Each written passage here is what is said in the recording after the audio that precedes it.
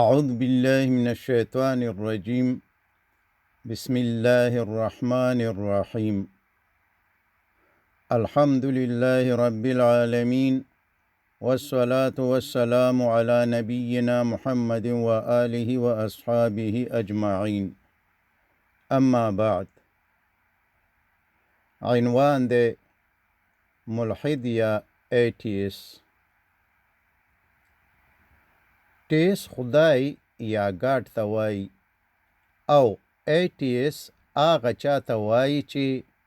خدای یا ګاډ نه مني. دوی وایي چې کائنات یا یونیورس خالق او کریټر نه لري او دا هر څه د بیگ بینګ یا د یوې لویې چاودنې په واسطه چې په یوې واحدې کتلې یا سنګل ماس کې شوې وه منځته راغلي دي. نور زیاتوي چې ټایم او سپیس، مټر او انرژي یا زمان او مکان، ماده او انرژي ټول د دې دماکې یا اکسپلوژن نه وروسته پیدا شوي دي او د بیگ بینګ نه مخکې هیڅ شی نه و. باید ښه متوجه شئ چې دا هغه خلک دي چې دوی وایي چې موږ صرف ساینس منو او کوم شی چې ساینسي ثبوت ونه لري او د ساینس خلاف وي نه یې منو او نه پې یقین کوو. راځو دا خبره تجزیه یا انالایز کوو چې آیا واقعاً دا خلک په ساینس باور او یقین لري او آیا صرف هغه څه مني کوم چې ساینس یې مني او آیا په هغه شیانو یقین نه کوي کوم چې ساینس یې نه مني. که مخکینیو خبرو ته متوجه شو، دوی وایي چې ټایم، سپیس، مټر او انرژي د بیگ بینګ نه وروسته منځته راغلي دي. یعنی مطلب دا چې د بیگ بینګ نه مخکې هیڅ شی نه و. ښه چې هیڅ شی نه و نو د بیگ بینګ کتله یا ماس یا سینګولاریټي د کومه شوه. ساینس په دې کې خپله عاجزي مني او په دې باره کې هیڅ نه وایي، ځکه چې ساینس صرف هغه شی مني چې په مشاهده او تجربه یا ابزرویشن او اکسپریمنت مبني وي. خو دوی په غیر د کوم ساینسي ثبوت او عقلي دلیل نه وایي چې د بیگ بینګ کتله یا ماس یا سینګولاریټي د هیڅ شي یا نتنګ نه منځته راغلې ده. مګر ساینس د دوی دا خبره په ډیر واضح ډول ردوي، ځکه چې دا د فیزیک قانون دی چې هیڅ شی یا نتنګ نشي کولی چې یو شی یا سمتنګ منځته راوړي. یعنی ساینس وایي چې د بیگ بینګ کتله د نتنګ نه منځته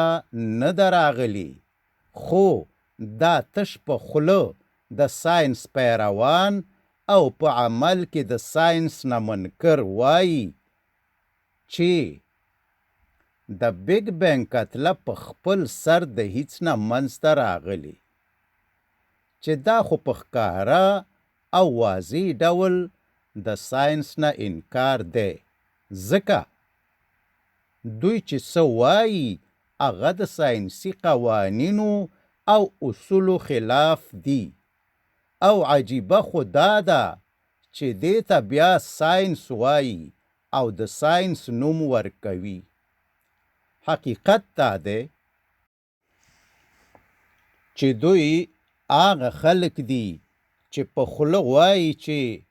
منګه هره خبره په دلیل او په ساینس منو، لیکن دوی دي چې نه ساینس مني او نه دلیل، ځکه ځکه دوی د خپلې خبرې د صحیح ثابتولو دپاره نه یو عقلي دلیل لري او نه یو ساینسي ثبوت لري او نه د خپلې خبرې د ردولو دپاره یو عقلي دلیل مني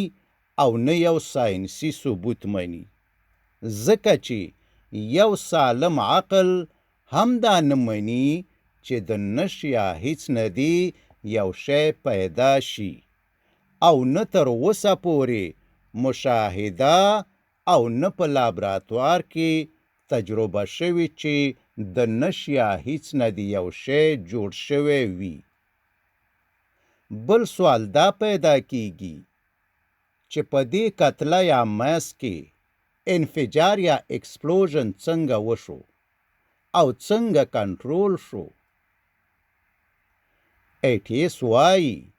چې دا انفجار یا دماکه په خپله وشوه او په خپله کنټرول شوه او بیا وایي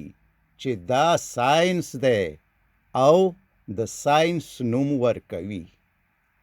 مګر ساینس د دوی خبره بالکل ردوي د ترموډینامیک دوهم قانون وایي چې که هره حادثه او کار په خپل سر پرېښودل شي او کنټرول نشي انټرافي او ګډوډي منځته راځي او د وخت په تېرېدو سره انټرافي او ګډوډي زیاتیږي یعنی نه کمیږي ګډوډي همیشه زیاتیږي حال دا چې د بیگ بینګ نه وروسته خو انټرافي او ګډوډي منځته رانغله بلکې یو اباد منظم او ډیزاین شوی یونیورس منځته راغی مطلب دا شو چې د بیگ بینګ ایکسپلوژن په خپله نه بلکې د چا د کنټرول لاندې شوی دی ځکه که د بیگ بینګ ایکسپلوژن یا دماکه په خپله په غیر د چا د کنټرول نه شوې وه نو د ساینس د قانون په اساس اوس خو به هرې خواته ګډوډي او انټرافي وه او نه به په دې شکل دا موجوده کائناتو او نه موږ او تاسو دلته دوه خبرې یا دوه اپشن دي یا خو به دوی یعنی ایټیس غلط وي او یا به ساینس غلط وي یعنی که د ساینس خبره صحیح وي نو د دوی خبره غلطه ده او که د ایټیسو خبره صحیح وي نو بیا خو د ساینس خبره غلطه ده ځکه چې د دواړو خبرې یو د بل سره متضاد او مختلفې دي ستاسو فیصله څه ده ساینس او فیزیک ته صحیح وایي او که ملحدینو یا ایټیسو ته ښکاره ده چې ستاسو جواب دا دی چې ساینس صحیح دی د حیرانتیا خبره ده چې دوی څنګه ځانونو ته د ساینس پیروان وایي او څنګه په خوله راځي چې دې ته ساینس وایي او دې ته د ساینس نوم ورکوي دا خو په ساینس دروغ او تهمت ویل دي دا خو د ساینس توهین دی ځکه چې ساینس بې ثبوته بې د واضح دلیله او بې منطقه خبره نه مني او نه یې کوي نو ساینس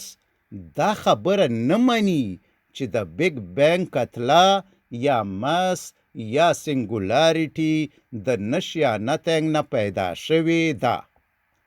او په خپل سر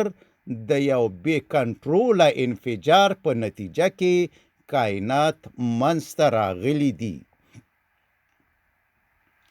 د دې دواړو سوالونو صحیح جوابونه په قرآن کې دي فرمایي بدیع السماوات والارض الله د اسمانونو او ځمکې پیدا کوونکی او خالق دی. یعنی آغا الله تعالی دی چې کائنات د نشنه پیدا کړي دي. د کائناتو د آغاز یا شروع نقطه یا سنگولاریټي یا د بیگ بینگ کتله الله پیدا کړې وه. یعنی په اول کې ټول کائنات سره یو ځای نښتي وو. یو ماس یا یوه کتله وه او بیا الله تعالی سره بیل کړل او ځمکه، اسمانونه او ټول مخلوقات الله تعالی پیدا کړل. یا په بل عبارت د بیگ بینگ ماس یا کتله الله تعالی پیدا کړې وه او بیا د دې کتلې نه الله تعالی کائنات پیدا کړل. یعنی د بیگ بینگ انفجار یا ایکسپلوژن په خپل سر نه بلکې د الله د کنټرول لاندې د الله تعالی په واسطه شوی دی. قرآن فرمایي اولم یر الذین کفروا ان السماوات والارض كانتا رتقا ففتقناهما. آیا کافران نه پوهیږي چې اسمانونه او ځمکه سره یو ځای نښتي وو او بیا موږ سره بیل کړل. تر اوسه چې ساینس څومره ډسکوریز کړي دي ټولې د قرآن د آیاتونو مطابق او د قرآن تایید او تصدیق کوي. پوهیږو چې د قرآن علم مکمل یا کمپلیټ دی. د قیامته پورې د انسانانو د ضرورت وړ ټول معلومات پکې شته او د ساینس علم نامکمل یا انکمپلیټ دی او ورځ په ورځ نوي نوي ډسکوریز کوي او مخې ته ځي. الحمدلله تر اوسه پورې چې څومره ډسکوریز ساینس کړي دي د قرآن د معلوماتو مطابق دي او د قرآن تایید او تصدیق کړی دی. یعنی قرآن کې د ټولو شیانو په باره کې معلومات موجود دی او ساینس د وخت په تیریدو سره یو ډسکور یا کشفوي. مثلا قرآن فرمایي چې لمر حرکت لري خو ساینس ډیر وروسته ډسکور کړه چې لمر حرکت لري. قرآن فرمایي چې کائنات لویږي خو ساینس په 20مه پیړۍ کې دا کشف کا چې کائنات لویږي. قرآن فرمایي چې یو وخت کائنات یعنی اسمانونه او ځمکه سره یو ځای نښتي وو بیا الله سره بیل کړه. خو ساینس په 20مه پیړۍ کې ډسکور کړه چې کائنات سره یو ځای نښتي وو او سره بیل شو. قرآن د دې نه وړاندې معلومات هم ورکوي. فرمایي چې دا سنگل پاینټ یا اولنۍ کتله الله تعالی پیدا کړې ده مګر ساینس د دې ځای نه وړاندې نشي تللی او ساینس لا تر اوسه